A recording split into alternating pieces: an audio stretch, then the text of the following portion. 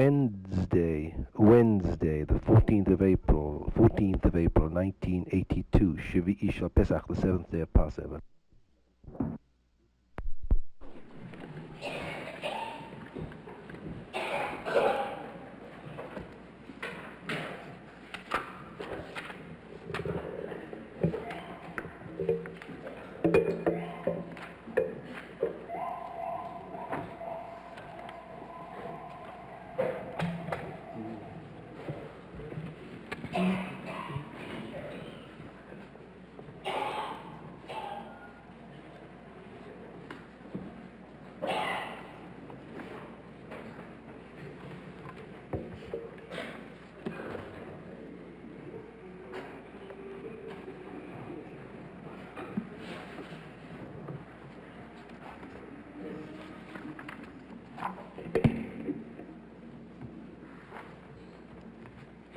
I'm in a state of mourning for the demis of two of my favorite Channel 13 programs, Brideshead and Life on Earth. An indirect spin-off of the last Life on Earth, which some of you may have noticed, was a striking exegesis on the meaning of the festival of Passover. Did any of you see that last program on Sunday night? I think it was a repeat or the original, Sunday night last, where David Attenborough got onto his knees in a field of wheat. Did you see that moment? And drew attention to the fact that the crucial point which separated pre-civilization from post-civilization was the fact that primitive man learned that he didn't have to rely on finding food accidentally and randomly whenever he went, but that he could take off the seeds of corn, plant it, and control it, giving him some kind of a measure of control over his own life, because food could be stored instead of having to live a hand-to-mouth existence. And a concomitant development was the fact that primitive man learned that animals, some animals, could be domesticated. For example, the goat, and crucially, sheep, the lamb. And suddenly, from a completely indirect source, the true archaic meaning of Passover dawned on me. One knows, of course, this is the case. One has always known it. And yet, somehow, in the context of a program which spoke of evolution from the beginnings of the world up to the point of civilization, one suddenly realized that on our Seder table, the matzah, symbolizing the discovery that wheat could be planted instead of simply gathered randomly every year, and the bone of the lamb, symbolizing that certain animals could be kept together in domesticated condition, that could be bred, and one didn't have to go out and hunt every time one wanted to have dinner, were the two crucial points which led to the formation of cities, states, and ultimately civilization as we know it, for better or for worse. And then David Attenborough went on to give a little sermon, I suppose, on the dangers of human narcissism. Do not think, he said, these are not his exact words, do not think that this was all created for you, dear man. There's a lovely quotation from Montaigne, which this little peroration at the end of the program brought to mind. Do not think, man, that the skies roll and the celestial motions are for your benefit. You happen to be here, you are contingent. You evolved, you developed, but you are not necessary. If ever you were to destroy yourselves, some other beings would come forward and the evolutionary process would go forward. Do not regard yourselves as the crown of creation, the Alpha and the Omega. This third aspect of the Passover, of course, is represented in many different ways. On the Passover table, it is represented as bitterness. That symbolizes tragedy, the fact that only mankind is self-conscious enough to be sad, to be miserable, to be depressed, to be aware and conscious of his own death and of the death of his loved ones. So the three symbols of Passover are the acknowledgement that civilization begins with the taming of or domestication of certain kinds of animals so that we don't have to go out and hunt, that we can have time to think and reflect and create poetry and art and religion and civilization, and that we can store corn in granaries and in barns We don't have to rely on accidentally stumbling upon them in our nomadic wanderings, that we don't have to keep on shifting around and moving all the time, that we can be sedentary, we can build cities and surround them with walls and reflect and ponder on what it means to be human, but that as an inevitable side effect of Pesach and Matzah is maror. And whichever way we play it, no matter how much Judaism tries to cover the maror with charoset, it is there. And the symbol of sadness crops up in many different areas on the Passover table. Many of the symbols have these different meanings. All the symbols, of course, are overdetermined. There is the salt water, which, according to some tradition, are the tears which our ancestors wept as they were made to slave for pharaohs. The hard-boiled eggs which are eaten at the table, in two respects. The eggs are eaten with salt water, underlining again the symbol of mourning. When mourners return from the cemetery, the first meal that is fed to them by their friends and relatives is hard-boiled eggs. The egg symbolizes the fact that death and rebirth, the idea of resurrection. Also, according to some, the fact that the egg has no opening. A mourner does not wish to speak. He is sad. Silence.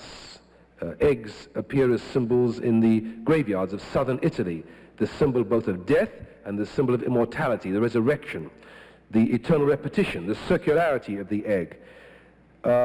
Each year we always learn something new about Passover. I never thought before, but I learned from the Midrash this year for the first time, there is another dimension of sadness in connection with Passover. A most unlikely character is associated with Passover, namely Rabbi Lewitis, our friend Eov, Job. Did you know that? I didn't know that until this year. Here is the Midrash, and perhaps we could devote a few minutes to trying to understand what the implications of this is. The Midrash begins with the crossing of the Red Sea. Daber el bnei Yisrael v'Yisa'u, our reading this morning. Speak unto the children of Israel that they may journey forward. Amar Rabbi Chama bar Chanina mishum aviv. Chama the son of Chanina said in the name of his father, the parable is of a shepherd that was trying to get his flock to cross the river. In other words, God is trying to get the Israelites to cross over the Red Sea, and the shepherd is trying to get his flock to cross over the river. A wolf comes to attack the sheep. The shepherd was clever. What did he do? He took a large ram and set it upon the wolf. The shepherd said, while the ram is engaging the wolf and they are tearing each other to pieces, we will get the other animals to cross the river, and then I will come back and deliver the ram. Even so, when Israel left Egypt, Samael, the angel, stood to condemn the children of Israel. He said to God, Sovereign of the universe, why are you performing all these miracles for these wicked idolaters? Right up to this very moment, they were sunken in Egyptian iniquity, worshipping idols like everybody else. And now you are performing this miracle of dividing the sea for them. They don't deserve your miracles. What did God do? Masar lo Eov. God gave Samael Eov to have a discussion with. Eov, one of the advisors of Pharaoh, Job in Jewish tradition is a very curious personality, as those of you who have attended Rabbi Lewitis' course will know. According to some, he is a mythological character. One Talmudic statement says, Eov lo haya v'lo nivra. Eov never existed. He was never a real person.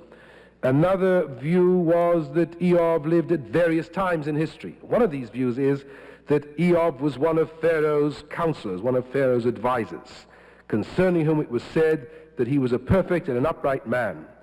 So Job was given to Samael as some kind of a sacrifice, that Samael's anger against the Jewish people, Samael's desire to prevent the redemption, Samael's desire to muddy the waters, Samael's desire to stop the Israelites being redeemed because they were so deeply sodden in sin, Job was to be put or given to Samael to wreak his intentions on. That is to say, Job was to be sacrificed to Samael. Job was to be made to suffer. The tragedies of Job, the sufferings of Job, the fact that he lost his property and all his children, was a way whereby Samael could be waylaid, could be sidetracked, like the ram fighting with the wolf, while God got the Israelites to cross the Red Sea. Amar HaKadosh Baruch Hu, the Holy One Blessed be He, said, Ad shehu mitasek im Eov, while Samael is giving Job a hell of a time, Yisrael yordim layam ba'olim, I'll get the Israelites to enter the Red Sea and to leave the Red Sea. V'achakach, and afterwards, atzil et Eov, I will go back and deliver Job. V'yotah sha'ah, at that moment, Amar HaKadosh Baruch Hu Moshe, God said to Moses, Moshe, Harei masarti Eov l'Satan, I have sacrificed Job to the devil. Ma bi'adcha la'asot, what are you doing? Daber el bnei Yisrael v'yisa'u, you go speak to the Israelites and let them journey.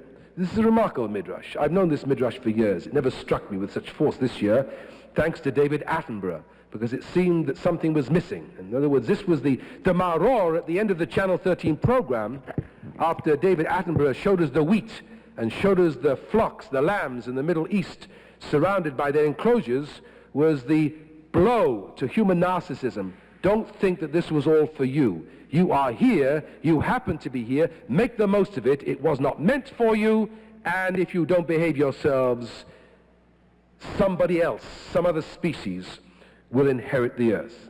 In passing, I would like to remark that this year at our own Seder services at home, we noticed most forcefully the polarity of the Spring Festival and the Autumn Festival, Pesach and Yom Kippur, or Pesach and Yom Kippur, Rosh Hashanah and Sukkot, which are a constellation, a cluster of festivals. And curiously enough, Eov, Job, the tragedy of Job, is also associated with Yom Kippur, believe it or not. In the Mishnah, which describes the various rituals which the high priest has to perform before the Day of Atonement, up to and including the eve of the Day of Atonement, when he must prepare himself to offer all the sacrifices whereby Israel will be redeemed or saved, because the theme of both the Spring Festival and the Autumn Festival are redemption. In spring it is redemption, and in the fall it is absolution or atonement or forgiveness of sins, which is redemption from a different perspective. The night of Kol Nidrei, the eve of the Day of Atonement, the most sacred day of the year, the high priest is guarded by colleagues and peers and tutors. He has already been taken to the temple 7 days before in order to prepare him with ritual purity. He is given into the hands of the Ziknei Beit Din, the elders of the Beit Din and the elders of the priesthood. They take him to the house of Avtinas. They make him swear an oath that the next day he will perform the ritual with as much perfection as he can muster, because on his ministrations the salvation of the entire Jewish people depends in the coming year. Because if the sanctuary is not rendered holy, the Israelites will not survive the next year. They beg him to perform the ritual properly. There must have been some overtones, of course, of the arguments between the Sadducees and the Pharisees. The priests who were Pharisees, the priests who were Sadducees were under the influence of the Pharisees, and the Pharisees, who were the rabbis in the Beit Din, were often afraid that the Sadducees would not perform the ritual according to Pharisaic rulings. So they said to him, "My Lord, the high priest, Anu shluchet Beit Din, we are the agents of the Beit Din, and you are our agent and the agent of the Beit Din. We ask you to promise us, in the name of he who dwells in this house, you will not alter a single thing from the things that we have told you. Please perform the ritual according to our traditions." V'hu poresh uvocher, the high priest turns away and weeps. V'hen porshin uvochin, and they turn away and weep. V'im hu yahaya chacham, and if the high priest happens to be a wise man, doresh, he gives a davar Torah. You might ask the question, is it possible that the high priest could never have been a chacham? I can see already. The fact was that during the last decades of the temple, the high priesthood was an office which was up for grabs for political purposes, and sometimes it was given to the highest bidder who didn't even know the Aleph Beit. It's almost impossible for us to understand it these days, although we have some political isomorphisms in the Jewish community, if we care to think about it, where illiteracy is often awarded to people for a variety of nefarious reasons. Leadership based on a lack of a knowledge of the Hebrew alphabet and everything that is holy in Jewish life. But that's something else again. If he is not a sage and is unable to speak Hebrew and unable to give a devout Torah, Talmidei Chachamim Dorshim Lefanav, disciples of the sages, give Divrei Torah, teach Torah in front of him. Im Ragil Likrot Korei, if he can read Hebrew, he reads from the sacred texts. V'im Lav, but if the high priest, don't anybody get any fancy ideas and tell me when I say you should learn Hebrew. Well, the high priest didn't know Hebrew, so why should I know Hebrew? It doesn't wash today. We don't give these honors to people just because they pay money. You could buy the high priesthood from the Romans. The Romans kept the ritual insignia of the high priesthood, and whoever made the highest bid got his high priest in office. If he cannot read Hebrew, then they read to him. Uvameh korin lefanav. What sacred texts are read to the high priest on the evening of the Day of Atonement in preparation for the most sacred ritual of the Jewish year? The first book mentioned is the book of Job. Second, the book of Ezra. Third, Divrei Hayamim, the books of Chronicles. Then Zechariah. Divrei Hayamim, and then the Chronicles. And Zechariah ben Kavutal says sometimes he said, I personally read from the book of Daniel to the high priest. I won't now go into the reasons why these other books are chosen. We can immediately see if the book of Daniel is claimed to have been included, that it's not just a question of reading any old thing to keep the high priest awake. It is a matter of reading certain themes which have theological significance. The book of Daniel is apocalypse. It speaks about the end of history and the coming of the new era, the final redemption, Acharit Hayamim, eschatology. Obviously, these have great significance. We should note in passing then that on Passover, the Jew not only celebrates his own history, in a sense he celebrates the history of humanity. The greatness of all the sancta, as Rabbi Kaplan described them, is that they do specifically for the ethnic group or the particular religion what is common to all religions. All religions have sancta. What differentiates one religion from another religion is the peculiar, unique, specific ethnic way in which what are universal, the symbols associated with spring, are interpreted in the specific tradition. I always have this question. People say, what is the difference between Reconstructionism and ethical culture? What is the difference between Reconstructionism and Unitarianism? And I cannot understand how any intelligent person can ask the question, because anybody who reads one paragraph of Kaplan can see the difference immediately.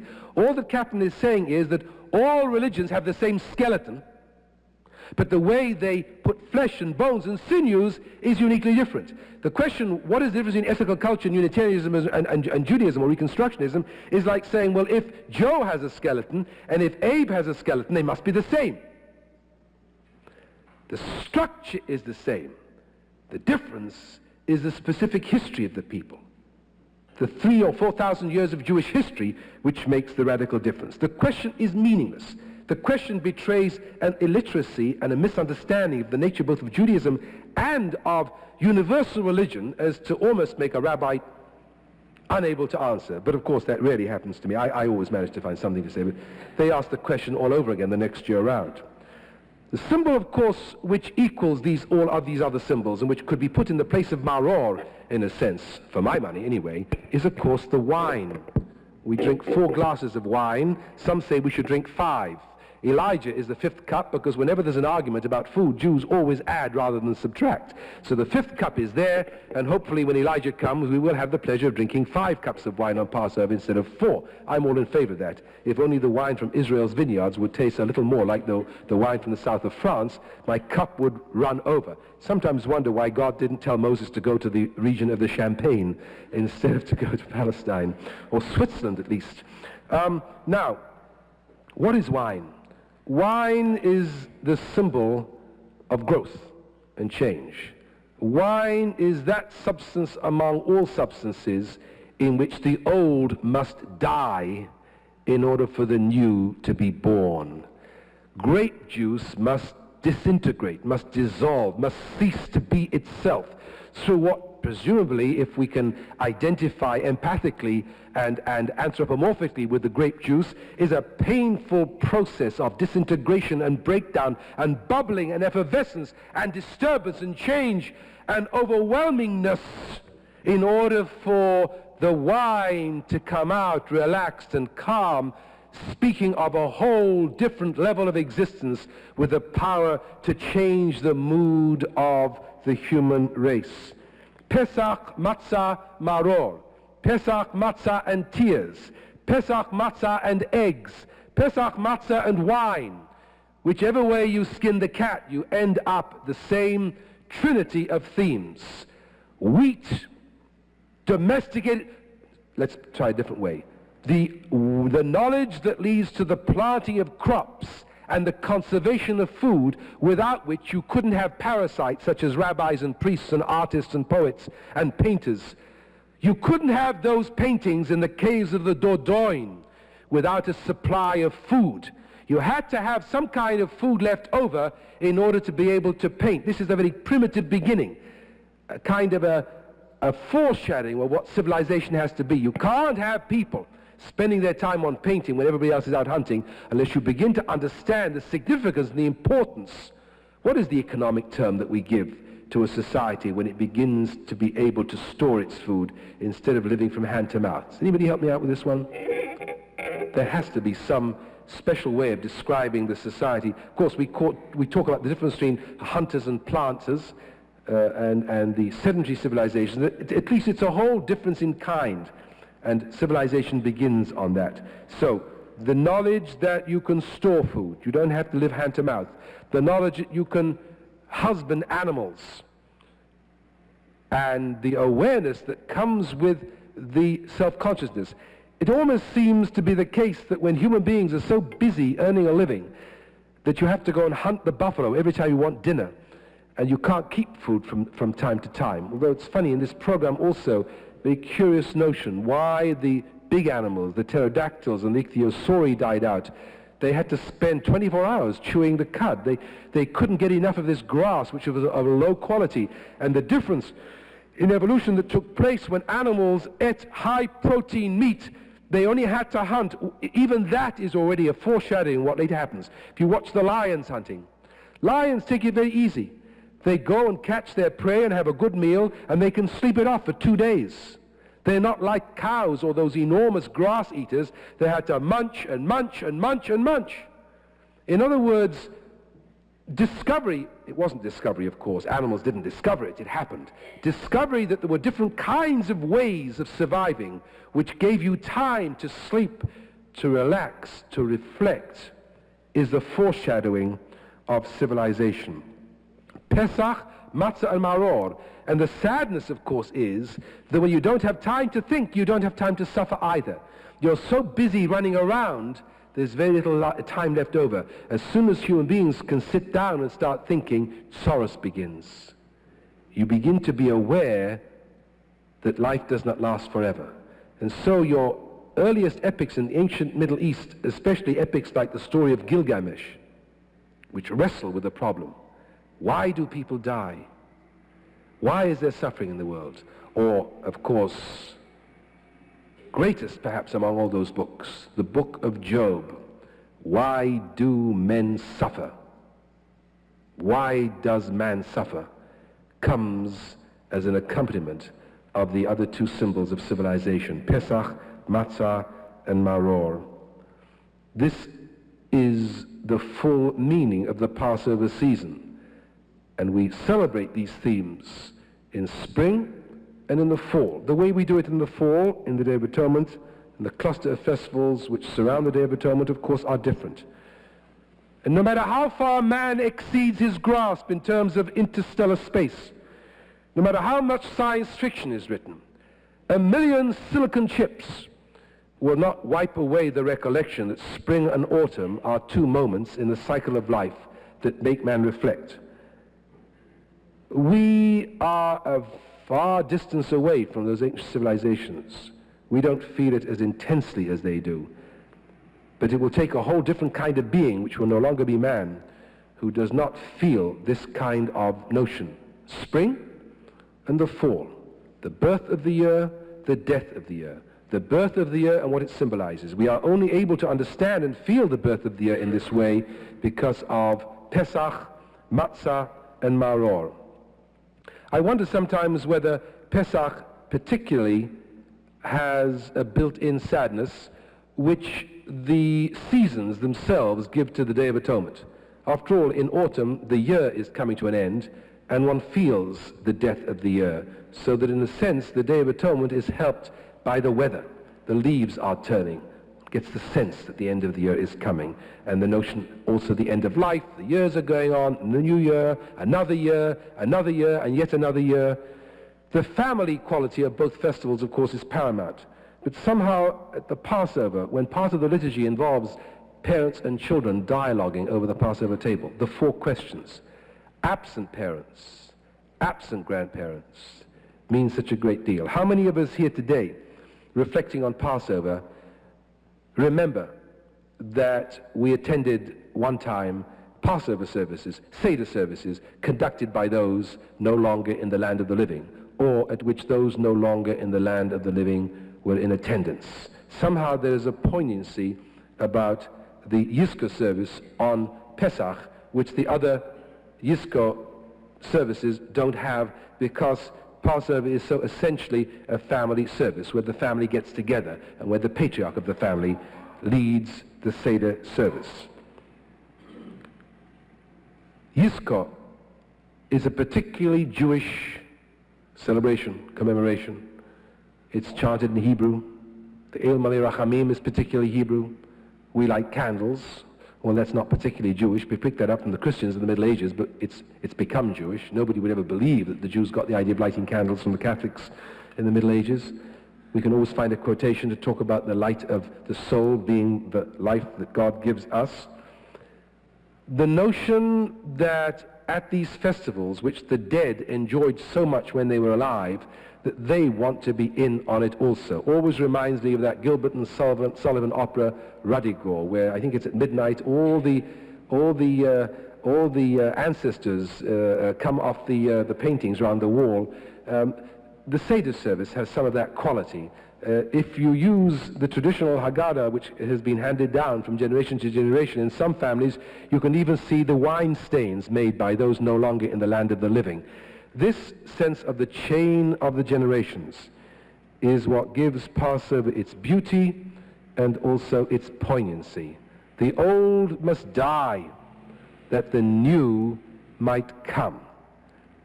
There's a sadness in this notion. And nevertheless, Passover is the festival of spring, the festival of resurrection, the festival of renewal.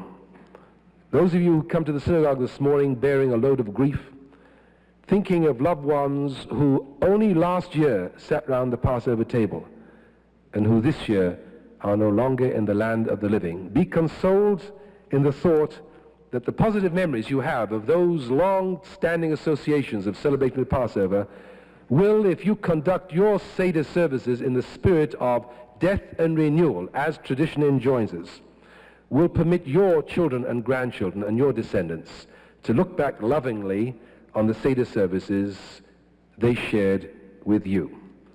I hope you all enjoyed your Seder services. I hope you all were consoled in your recital of the memorial prayers today by all the positive memories that cluster around the threefold acknowledgement of Pesach and spring.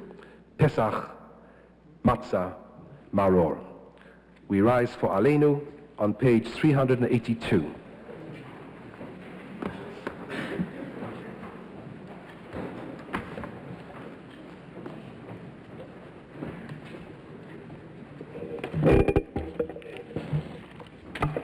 עלינו לשבח לאדון הכל, תהי גדולה